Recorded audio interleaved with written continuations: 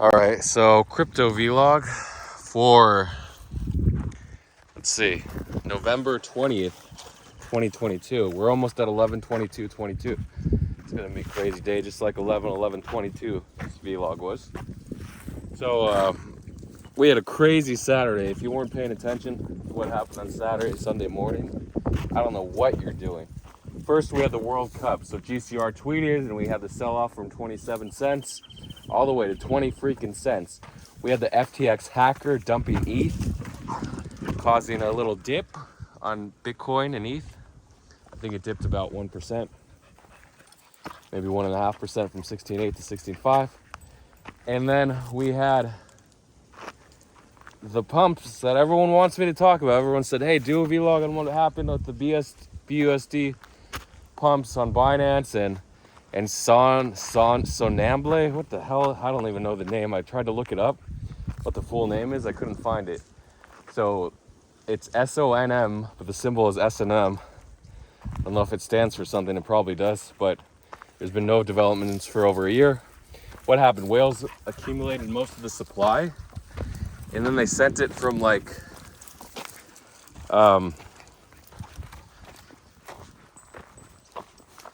20 cents, so it went to 4.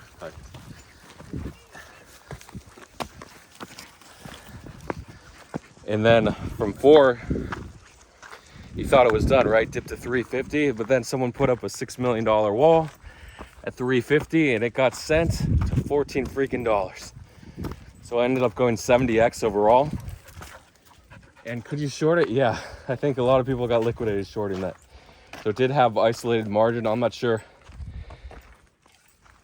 how much the whales, when they sold, they could have shorted at the same time.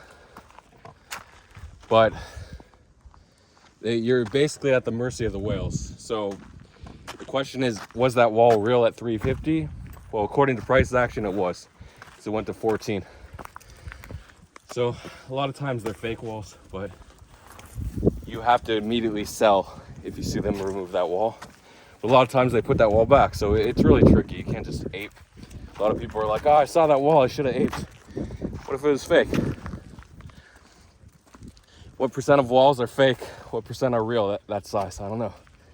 But a lot of times you get huge walls like the $14 FTT 200 million wall or 250 million wall. And then it did bounce to 20 and then it died again. So interesting take. It probably was FTX trying to support the price, but Binance was dumping. Okay, a lot of people thought CZ didn't dump or wouldn't dump. I don't think that's the case. Let's go back and look. So,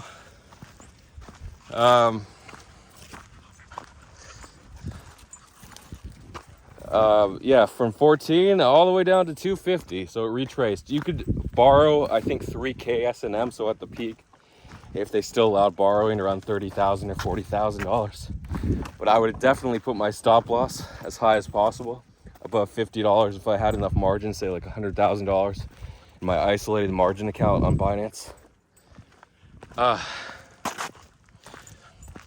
So you never know how high these things are going to go. Obviously, the higher it goes, the less chance it has of going higher to a degree. I mean, once it broke $1, you knew it was going to like $3, I guess. You didn't know, but it's weird. I'd say it's more likely to come down generally, but it's not always the case. And that's hard. I bet a lot of people got liquidated from whatever, 50 cents all the way up to $10. But eventually, what happened with this? Capital flowed into all the other BUSD coins that I mentioned. QLC did 2x, or almost 2x, 222 peak. Oaks did well, Wabi, Pivx, and AST, not really. Because the market caps were a little higher, about 3 times what QLC was initially before the pump.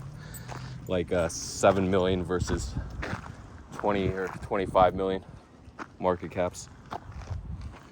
So it's just pre-pump now. The QS, if we do get the BSD listings, we haven't had it in what, 6 weeks.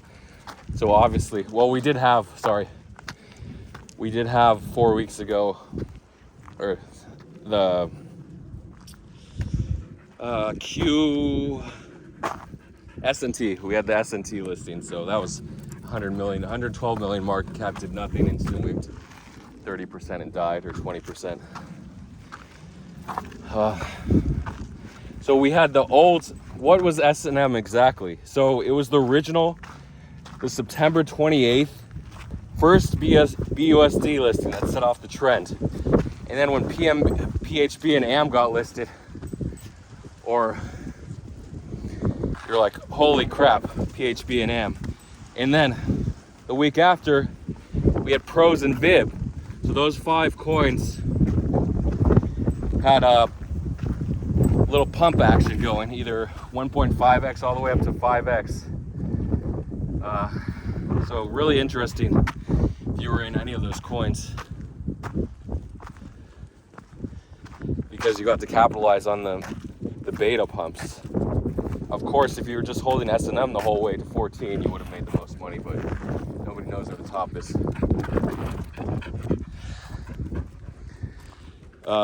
Yeah, so the pumps initially, when they got listed on August 28th, when S&M got listed, it also did 5x.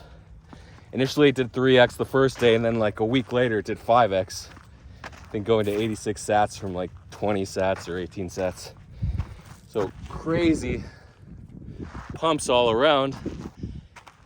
And then we had PHB that did 5x. So initially it listed, it retraced after going 2 or 3x, and then it went another 3x from the dip, from like 60 to 220.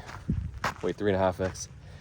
And then AM, I'm not sure if, I think I'm talking about AM or PHB. They got listed the same day, so I'm not sure of the exact price action. Yeah, so we had the S&M pumps followed by AM and PHB, and pros and VIB. Like all 4 of those coins, aside from S&M, are related, and they all are related to S&M, but more closely to each other.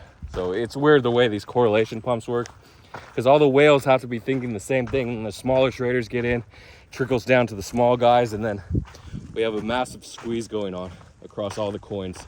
And you just want to get out whenever you're in profit. You don't know how high they're going to go. You're risking your precious capital too. So very interesting. Price action overall. So I guess that's what's going on. Of course they retraced. Like I said, S&M retraced from 14 to 250. But to actually be thinking, okay, S&M had that crazy pump a week after listing, let me get in, it's fully retraced under 20 cents here. Just yesterday it was under 20 cents.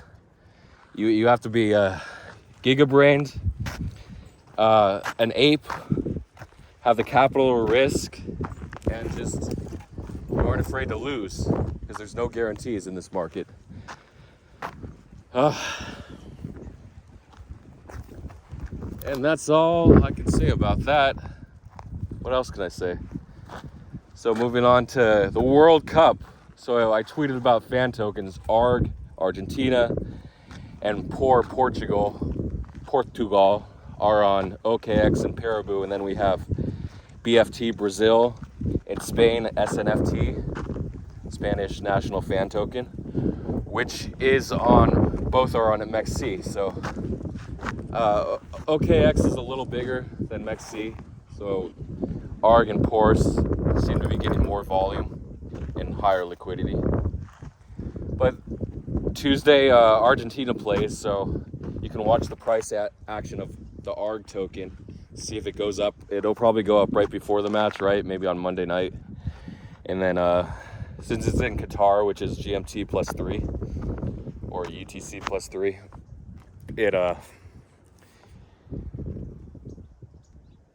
it would be 11 hours before, or 8 hours before if you're in the US, 8 to 11 hours unless you're in Alaska. So that's extra 5 or Hawaii, so 8 to 13 hours. Anyway, so around Monday night we'll have the pumps, and then supposedly no guarantees how ARG is in play. And then on Wednesday or Thursday, I think Wednesday we have Portugal or Spain, and then Thursday we have Portugal and Brazil playing. So yeah, just watch the price action. A lot of people say watch it live. If you can get the fastest stream, you can ape the coin when they're about to score the first goal, if they go up a goal, and similarly if they go down the goal, wait for the price to drop and then you can ape in, because I think Brazil plays Serbia, so Serbia is like a 90-1 favorite. They're like the top 1/3 of the teams. They're not middle of the road. They're kind of close to the middle, but they're not totally bad like Argentina versus Saudi Arabia on Tuesday. So obviously Argentina is supposed to win. If they lose, it'll be shocking. They should win by like 3 goals. You can bet on goals on betting sites. I use Bovada or sportsbetting.net or .com. So yeah, playing the fan tokens, obviously the goals. It's gonna be confusing. Just another way to gamble and look for an edge, which is gonna be hard. And week ahead, I don't know what's going on in the news. We have world events, obviously. The war rages on in Ukraine, and there's a new algo stable Ponzi. I don't usually talk about them because they're Ponzi's. There's a risk of total loss. But you can farm with, anytime you can farm with stable coins, it usually crashes faster, but I think it's been going for a week since November 13th or so. So I just didn't want to mention it because of the risk involved. I didn't want to have my viewers lose money, but if you would have got in at the beginning, just follow those whales. I don't keep track of these early Ponzi's anymore just because there's so many of them and you never know which one's going to succeed. But if you are early, if you are keeping track of all of them and you're used to all the rugs, then if you got in this one, you would have made mega bucks. I think like $5,000 a week ago would be $50,000 today. Just the way the auto compounding, it's like OHM on steroids. Remember all the Ohm forks in 2021? Well, this titanium dollar is back, so good luck. And obviously the newcomers fuel the liquidity for the people that get in before, and there's like a 72 epoch unbonding. Yeah, if you don't know what algo stable Ponzi's are, you risk of the dev rugging your stables. Even if you use stables to farm, it's like what Luna did, except add on 10x or 50x the risk of Luna. The first big one was DSD, Dynamics Set Dollar, and Elastic Set Dollar, ESD, in December 2020. Anyway, there's that. I might throw in 10K today, and hopefully I can get like $2,000 out of it in 3, 4, 5 days. But I'm totally late on it. I might get rugged for the 10,000, so you can get rugged for the total amount, even though you're putting in USDT. So it's a total risk involved, and everyone shills it when they say, look how big my rewards are, and then they unbond and dump on you, or they get dumped on because they're not the earliest. Thanks to my viewers again. Shout outs. I feel like I won't shout out, but I'm gonna shout out Duck again for his devotion to drug use or not using drugs. I don't know what his game. I haven't been keeping up with the Duck saga in Evil Eye Discord, so that's that. I guess I'll do some shout outs. Short, Joel, Doombot, Angie. I know there's a new guy I forgot to shout out. Han, even though I don't think he commented in the last one. Who else? Somebody gets a shout out for using price action successfully. He built a 3-figure account all the way up to 4 figures. That's it. Yeah, a lot of action. Oh yeah, the Binance 8 investments. They're gonna save 8 projects, so a lot of those are on the list, like Rand and VGX and Aptos, which is the highest market cap of those. And I don't know about Say, I don't know what that is. Which is the next blockchain to launch. It hasn't launched yet. You can farm NFTs, or maybe it's too late to get the NFTs on the testnet. Yeah, a lot of ways to make money. I know that this vlog's all over the place, so whatever you find, just research some more. This is just a summary of everything going on. Not really going to tell you where to get everything, where to get your alpha. As long as you try hard and never give up, never lose hope even though you're losing money. Try not to ape when it's already pumped and being shilled, because once it's shilled all over the place, usually you're just going to get dumped on. Thanks for watching. Oh yeah, I think the Krille, something like that.